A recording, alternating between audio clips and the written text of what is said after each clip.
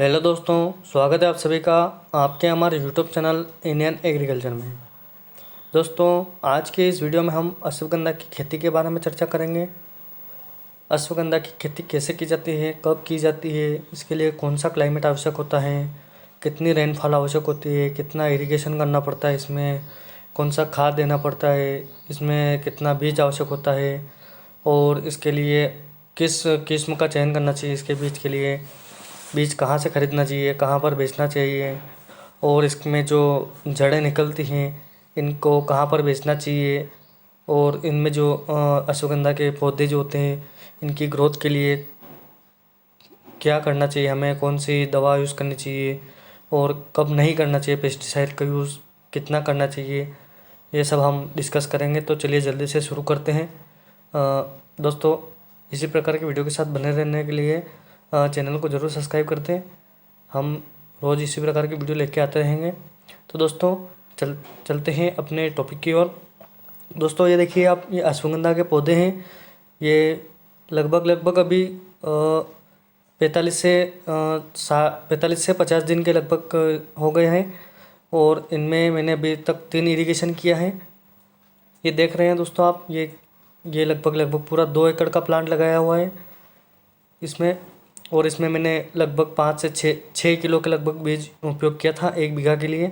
मतलब 5 से 6 किलो बीज पर बीघा के हिसाब से यूज़ किया था। यानी कि 2 एकड़ में यदि आपके वहाँ पर कहीं पर भी 2 बीघा होता हो, 1 एकड़ में 2 बीघा होता हो, तो आप 1 एकड़ में अगर 2 बीघा हो रहा है तो आप 6 किलो के हिसाब से 12 किलो यूज़ कर सकते हैं। या फिर 1.5 बीघा हो रहा है 1 एकड़ में तो आप फिर उस हिसाब से 10 किलो 9 किलो के हिसाब से बीज यूज़ कर सकते हैं। दोस्तों, 1 किलो बीज ज़्यादा भी डल जाए तो कोई चिंता वाली बात नहीं है, क्योंकि बाद में कहीं ना कहीं उसका प्रोडक्शन थोड़ा बहुत अच्छा निकलता ही है। यदि खेत खाली रह जाता है, उसमें अच्छी जड़ें ग्रोथ नहीं कर पाती है, पौधे अच्छे नहीं होते हैं, दूर दूर ये देख रहे हैं आप, इस प्रकार से अगर पौधे रहेंगे तो फिर उनमें थोड़ा प्रोडक्शन कम मिलता है। और ज़्यादा दूर दूर पौधे हो जाते हैं तो फिर वो उनकी साइज़ काफ़ी ज़्यादा बढ़ जाती हैं, ग्रोथ ज़्यादा हो जाती हैं और जड़ें थोड़ी ज़्यादा बड़ी बड़ी होने के कारण वो पोली हो जाती हैं। तो दोस्तों, ये ऐसी कुछ बातें ध्यान रखनी होगी है। आप अगर 1 किलो बीज के पैसे बचा भी लेंगे तो फिर आपको बाद में कहीं ना कहीं उसका नुकसान तो होता ही है। इसलिए 6 किलो के हिसाब से बीज डाल दें और आप चाहे तो 7 किलो भी डाल सकते हैं। 1 किलो बीज तो वैसे ही थोड़ा बहुत तो नष्ट हो जाता है, 1 किलो बीज तो ऐसे ही चला जाता है वेस्टेज। तो आप चाहे तो डाल भी सकते हैं और आप चाहे तो नहीं डाल सकते हैं। दोस्तों, आप जब इसके जैसे हम अब इसके खेत तैयार करने की बात करें तो इसमें आप सबसे पहले आपका जो खेत की जुताई कर लें, उसके बाद में उसमें हेरोइंग करके क्यारियाँ बना दें। क्यारे जो इसको बोलते हैं, कहीं कहीं पर उसको पाले बोलते हैं, क्यारे बोलते हैं, ये इस प्रकार के क्यारा बना लें। और इसके बाद में इसमें लगभग 6 किलो बीज के हिसाब से पूरे 1 बीघे में इसका बीज का एक समान छिड़काव कर दें। ऐसा ना हो कहीं कहीं पर बीज ज़्यादा छिड़काव कर दें, कहीं कहीं पर कम कर दें, तो फिर पौधे अच्छे ग्रोथ नहीं करेंगे, कहीं पे ज़्यादा बड़े हो जाते हैं, कहीं पे छोटे रह जाते हैं। तो दोस्तों, इस प्रकार की गोट भी बना दे बीच में, पारी जिसको बोलते हैं, इस प्रकार के क्यारे बना के उनमें छिड़काव करके जो आपके पास खारसा फावड़ा जो भी होता है उससे ठेरना बांधना कर ले, जिससे कि खेत में जो बीज आपने छिड़काव किए हैं वो अच्छी तरह से मिट्टी में मिल जाए। यानी कि जब ज़्यादा ठंड गिरती है या फिर ज़्यादा गर्मी गिरती है तो जो पौधे ऊपर ऊपर के जो उगते हैं, जो मिट्टी में नहीं मिल पाते, तो उनकी जड़ें ज़मीन के ऊपर ही रह जाती है, वो अंदर नहीं जा पाती हैं। तो इस कारण से बीज पानी में ऊपर ही तैरने लगते हैं। अगर आप सिंचाई करते हो उस टाइम पर भी पानी में ऊपर तैरते रहते हैं, तो उससे पौधे की जड़ें जब ज़्यादा धूप निकल जाती है तो ऊपर की जड़ें सूख जाती है और पत्ते सूख जाते हैं। तो इसलिए थोड़ा बीज को खारसा पावड़ा से अंदर मिट्टी के अंदर मिलाने का प्रयास करें। दोस्तों, जहाँ तक हो सके वहाँ तक बीज को मिट्टी के अंदर मिलाने का ही प्रयास करें।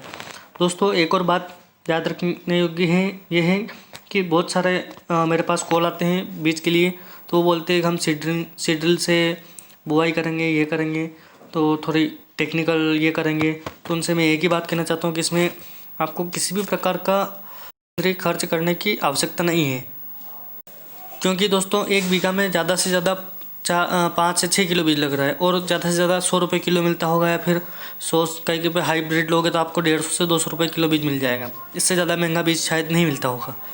तो दोस्तों, 1-2 किलो बीज बचाने के चक्कर में आप मशीनरी खर्च करोगे, मशीनों का खर्च करोगे तो मशीन का ज़्यादा से ज़्यादा लगभग 1000 रुपये तो खर्चा हो जाता है।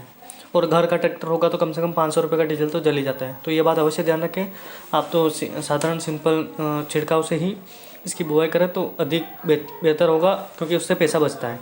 अब इसमें सिंचाई की बात की जाए तो जब आप छिड़काव कर देते हैं तो उसके तुरंत बाद सिंचाई कर देवे, उसी दिन या फिर 1-2 दिन बाद जब भी आपके पास पर्याप्त पानी होता है तो आप सिंचाई कर देवे। उसके बाद में दूसरी सिंचाई के लिए आप लगभग ज़्यादा ठंड गिरती है, टेम्परेचर कम रहता है, तो आप उसके लिए कम से कम 7 दिन का समय के अंतराल पर सिंचाई करते रहे। अगर ज़्यादा धूप गिरती है तो 5 दिन में सिंचाई कर दें, क्योंकि प्रारंभिक अवस्था में पौधे बहुत छोटे छोटे होते हैं। देखिए दोस्तों, ये पूरा 2 एकड़ का प्लांट है, दिख रहा होगा आपको, ये 2 एकड़ का प्लांट है। इसमें पूरे अश्वगंधा ही लग रहा है। तो आप उसी दिन सिंचाई कर दें, 2-4 दिन में जब भी आपके पास समय रहता है सिंचाई कर दें। बीज को बिना सिंचाई के न छोड़ें, क्योंकि जब बीज छिड़काव करने के बाद आप 4-5 दिन छोड़ देते हैं तो कुछ गिलहरियाँ उसको नष्ट कर देती है, कहीं के ऊपर बीज न उगने की समस्या उत्पन्न हो जाती है। तो आप ये ध्यान रखें। इसके बाद में आप जब दूसरी सिंचाई करोगे 5 दिन या 7 दिन या 8 दिन जितने भी दिन रखें, तो उसके बाद में लगभग 10 से 12 किलो का यूरिया यूज़ कर लेंगे। 10 से 12 किलो पर बीघा के हिसाब से यूरिया का यूज़ करें, ताकि आपकी फसल अच्छे से ग्रोथ कर ले। क्योंकि ज़्यादा ठंड होती है तो गर्मी के लिए यूरिया का यूज़ करते हैं, और यूरिया से पौधे की चाल में अचानक से एकदम वृद्धि आ जाती है। और उसके बाद में फिर दूसरी सिंचाई के बाद आप लगभग फिर वही 10 दिन या 8-12 दिन के बाद सिंचाई कर लेंगे। और ज़्यादा टेम्परेचर होता है तो आप 7 दिन 5 दिन के अंदर सिंचाई करते रहें। और आप फिर तीसरी सिंचाई के लिए यही प्रक्रम अपनाते रहें। अगर पौधे 4 इंच 5 इंच के बड़े हो जाते हैं, इतने बड़े हो जाते हैं, तो आप फिर उसको 1 महीना 1.5 महीना भी छोड़ सकते हैं सिंचाई के लिए। और यदि आपके पास पर्याप्त पानी उपलब्ध होता है तो आप 15 दिन 10 दिन के अंतर्गत या 12 दिन 15 दिन जो भी हो उसके अंतर्गत तीसरी सिंचाई भी कर दें। उसके बाद में आप चौथी सिंचाई के लिए, जब पौधा लगभग 8 इंच का हो जाता है और 9 इंच का 7 इंच का जितना भी हो जाता है, उसके बाद में आप उसको 15 से 30 दिन के लिए भी छोड़ सकते हैं, या फिर 1 महीना भी छोड़ सकते हैं, या 1.5 महीना छोड़ सकते हैं, 2 महीना तक उस पौधे को बिना पानी के छोड़ सकते हैं। सिंचाई की आवश्यकता नहीं होती है। और आपके पास अगर पानी की कमी होती है तो आप उसको स्प्रिंकलर से भी काम चला सकते हैं। स्प्रिंकलर को भी आप लगभग 15 दिन 20 दिन के अंतर्गत यूज़ करते हैं तो भी कोई बात नहीं, उससे कोई कुछ नहीं होता है। और उसका पौधा लगभग आप 1 महीने तक पानी नहीं दोगे तो भी नहीं सूखता है। तो आप पानी के बारे में ज़्यादा चिंता न करें, क्योंकि इस अश्वगंधा की पूरी फसल को लगभग 4 से 5 पानी की ही आवश्यकता होती है। और ज़्यादा पानी पिला देने से भी वो जड़ें जो है पोली हो जाती हैं, तो ये समस्या भी आती है। बहुत सारे ऐसे कमेंट आते हैं, तो ध्यान रखें कि ज़्यादा पानी देने से जड़ें पोली होती हैं। और आप जब बीज डालते हैं तो उससे पहले आपके पास अगर वर्मी कंपोस्ट या फिर कोई सा भी गोबर का खाद, जैविक खाद उपलब्ध हो तो वो उसका यूज़ कर सकते हैं आप। वो भी औषधि फसल में जैविक खाद का बहुत अच्छा महत्व होता है, बहुत यूज़ होता है, बहुत बेनिफिशियल होता है। क्योंकि औषधि फसल में केमिकल का यूज़ करोगे तो फिर कहीं ना कहीं दिक्कत होती है केमिकल से, क्योंकि ये औषधि फसलें जो है मेडिसिन बनाने में जाती हैं। तो ये ध्यान रखें आप। और अच्छा प्रोडक्शन चाहते हो तो फिर आप केमिकल का यूज़ कर सकते हैं। ये आपके ऊपर डिपेंड करता है आप करें या ना करें। फिर इसके बाद में आप जब इसके हार्वेस्टिंग की बात करते हैं तो इसमें जब लगभग जड़ें या फिर इसके बीज जो हैं वो पीले पीले पड़ने लगते हैं या पत्तियाँ पीली पड़ने लगती हैं, तो बीज अगर पीले पड़ रहे हैं तो समझ लेना कि लगभग पौधा हार्वेस्टिंग की स्टेज में आ गया है, यानी कि फुल मैच्योर्ड होने की स्थिति में आने वाला है। तो आप एक काम करें कि इसमें जो जड़ें हैं 5-7 पौधे निकाल लें पूरे खेत में से, 3-4 जगह से करके 5-5 6-6 7-7 पौधे निकाल लें और उनको सुखा लें। तो उनको सुखाने के बाद यदि उनकी जड़ों में ज़्यादा सल पड़ जाते हैं तो समझ लेना कि अश्वगंधा अभी पका हुआ नहीं है, अभी मैच्योर नहीं हुआ है। क्योंकि ज़्यादा सल पड़ जाते हैं तो पौधे में क्या है, उनकी जड़ों में पाउडर नहीं बन पाता है। और यदि सुखाने के बाद भी उनकी जड़ों में सल नहीं पड़ते या फिर जड़ें सिकुड़ी हुई नहीं नज़र आती हैं और वैसी ही हार्ड दिखाई देती हैं, पेंसिल टाइप, तो समझ लेना कि उनकी जड़ों में अच्छा पाउडर आ जाता है। और उनको तोड़ने पर एक कट सी आवाज़ आती है, अगर ऐसी टूटती है तो समझ लेना कि आपकी अश्वगंधा पक गई है। और 4 से 5 महीने में लगभग आ जाती है, तो आप इसको फिर निकाल सकते हैं, फुली मैच्योर हो जाती हैं। और दोस्तों इसमें कई पर हमें कुछ फफूंद दिखाई देती है, कई पर ये दिख रहा है इस टाइप का अमरवेल भी दिखाई देती है। अगर ये अमरवेल लगती है तो इसको निकाल के आप जो भी आपके पास तगारी जो भी होता है उसमें रख के इसको गड्ढे में दबा दें या फिर सुखा के जला दें, ताकि ये खेत में न उग पाए। और कहीं बरसात होती है या फिर आंधी तूफान आते हैं तो ये उड़ के आपके खेत में नहीं आ पाए, ताकि दूसरी बार अगली बार जब आप भी लगाओ तो आपको कोई सी भी फसल में समस्या ना हो। तो दोस्तों ये अश्वगंधा के बारे में कुछ जानकारी है जो कि आपके लिए काफ़ी महत्वपूर्ण है। दोस्तों ये अगर अश्वगंधा के उत्पादन की बात की जाए तो इसमें लगभग हमारे इधर जो हम खेती करते हैं 5-6 साल हो गए हमको, तो लगभग 5 से 6 क्विंटल का एवरेज निकलता है। इसके लिए आप अधिक उत्पादन लेने के लिए हाइब्रिड किस्म का ही चयन करें, क्योंकि लोकल किस्म का उपयोग करोगे तो फिर प्रोडक्शन कम मिलेगा। तो ये ध्यान रखें आप। इसमें अगर प्रोडक्शन में आप अगर फर्स्ट टाइम लगाते हैं तो 3 से 4 कुंटल तो आपका लगभग निकल ही जाएगा, क्योंकि फर्स्ट टाइम होता है ना, तो फर्स्ट टाइम में कुछ अपने को पता नहीं चल पाता है, सही गाइडलाइन नहीं मिल पाती है, कोई अच्छा परामर्श नहीं देता है, तो उससे थोड़ा प्रोडक्शन थोड़ा कम हो पाता है। तो इसकी अगर बेचने की बात की जाए तो बेचने में नीमच मंडी, मध्य प्रदेश की जो नीमच मंडी है सबसे बेस्ट मानी जाती है। यहाँ पर लगभग सभी प्रकार की औषधीय फसलें बिक जाती हैं। अब अश्वगंधा के पौधे की बात की जाए कि इसमें क्या क्या बिकता है, तो इसकी जो जड़ है इसको पौधे से काट के अलग कर लेवे, ये अलग बिक जाएगी। और इसकी जड़ें जो हैं इनका अलग अलग ग्रेडिंग करके भी आप क्वालिटी के अनुसार अच्छा भाव लेने के लिए बेच सकते हैं। और इसकी अगर पत्तियाँ की बात की जाए तो इसकी पत्तियाँ जो है, इसके जड़ अलग करने के बाद जो पत्तियाँ हैं इन सबको, पूरे खेत की पत्तियों को एक जगह एकत्रित कर लेवे, और उसके बाद में आप इसको मशीनरी जो भी आपके पास थ्रेशर वगैरह होती है या फिर जो भी छोटी मोटी मशीन होती है उनमें से आप थ्रेशिंग करके निकाल सकते हैं इनको।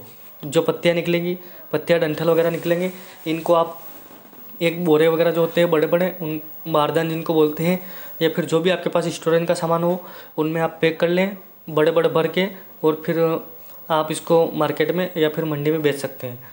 इसको पौधे जड़ के जो ऊपर का भाग होता है इसको लगभग खेत में 3 से 4 दिन पड़ा रहने दें, ताकि वो सूख जाए और अच्छे से निकल जाए। और बाद में जब इसमें नमी नहीं रहेगी तो बाद में जब आप बोरे में पैक करोगे तो उसके बाद में इसमें ये काले पड़ने की समस्या नहीं आती है, यानी कि पत्ते जो है वो काले काले नहीं पड़ते, छील नहीं पकड़ते हैं।